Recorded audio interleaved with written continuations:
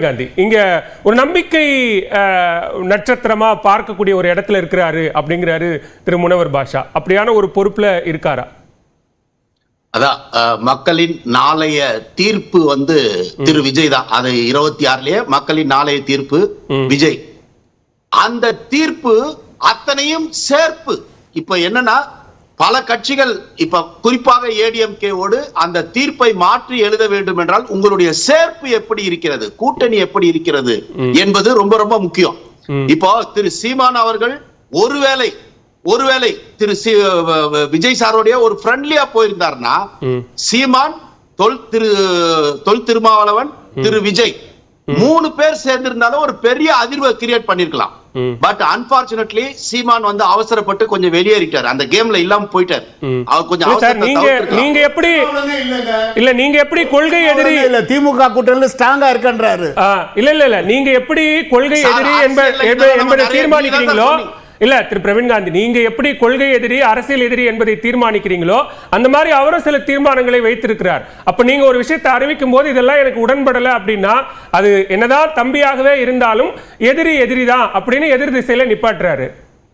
Sir, உங்களுடைய நோக்கம் தமிழுக்கு நல்லது செய்யணும், தமிழர்களுக்கு நல்லது செய்யணும், குறிப்பா இளைஞர்களுக்கு நல்லது செய்யணும் போது நீங்க அவசரப்பட்டு எதையும் செய்ய வேண்டாம் சார். நம்ம சர்வீஸ் பண்ணதான் வந்திருக்கோம், சண்டை போட வரல. அப்போ கொஞ்சம் சாதுரியமா தான் நீங்க டிராவல் பண்ணுமே தவிர ஒரு திரு சீமானுக்கு ஒரு பெரிய எதிர்காலம் மாறி இருக்கும் சார். எப்பவுமே அந்த 8க்குள்ளேயே இருக்கிற ஒரு எட்டி பிடிச்சிருப்பாரு, வேற எங்கேயோ எட்டி பிடிச்சிருக்கலாம். இப்ப என்ன ஆகி போச்சுன்னா 8க்கு கீழே வர ஒரு நிலை ஏற்பட்டு போச்சு. ஓகே, இப்ப சீமான பத்தி பேச்சு இல்ல. என்னன்னா சார், அதிமுக அப்படிங்கிற ஒரு கட்சி அவர்கள் தெளிவாக ஆகிவிட்டார்கள். அது அண்ணன் ஜெயக்குமார் சார் எப்பவுமே டக்குன்னு பேசுறவரு. ஒரு மாநாடுக்கு அப்புறம், விஜய் சாரோடைய மாநாடுக்கு அப்புறம் ரொம்ப நிதானமா தம்பி விஜய் நல்லா தான் பேசியிருக்காரு அப்படின்னு அந்த கூட்டணிக்கான ஒரு கூட்டமைப்பு அதுல தெரிஞ்சு போச்சு. அப்ப என்னன்னா எதிர்காலத்தில் இங்க இன்னொருத்தர் கூட பேசினாரு, திருப்பி ஒன்ன வலியுறுத்தினாரு. டிஎம்கே என்ற ஒரு மாபெரும் சக்தி, ஏன்னா பெரிய கூட்டணி வச்சிருக்காங்க. திமுக தனியா இருந்தா அது பெரிய கட்சி கிடையாது, கூட்டணி ஸ்ட்ராங்கா இருக்கு. அந்த கூட்டணியை வெல்லணும்னா இன்னொரு கூட்டணி வரணும், அதுல ஒரு மாஸ் லீடர் வரணும்.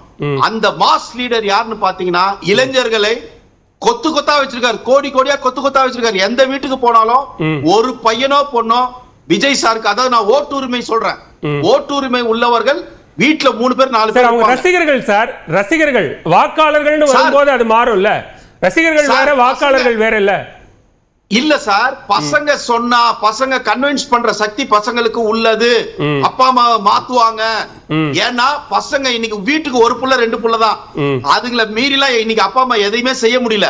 அப்படின்னும் போது நீ விஜய்க்கு ஓட்டு போட்டுதான் அவனோட பையன் ஒத்த கால்ல நின்னானா இவங்க கால் கடுக்க நின்னு விஜய்க்கு தான் ஓட்டு போடுவாங்க. இது நான் பல பேரிடம் விசாரித்ததில் சொல்கிறேன். திரு வாரிசு படத்தில் சரத்குமார் சார் அடுத்த வாரிசு யாருன்னா விஜய் அப்படின்னு சொன்னாரு.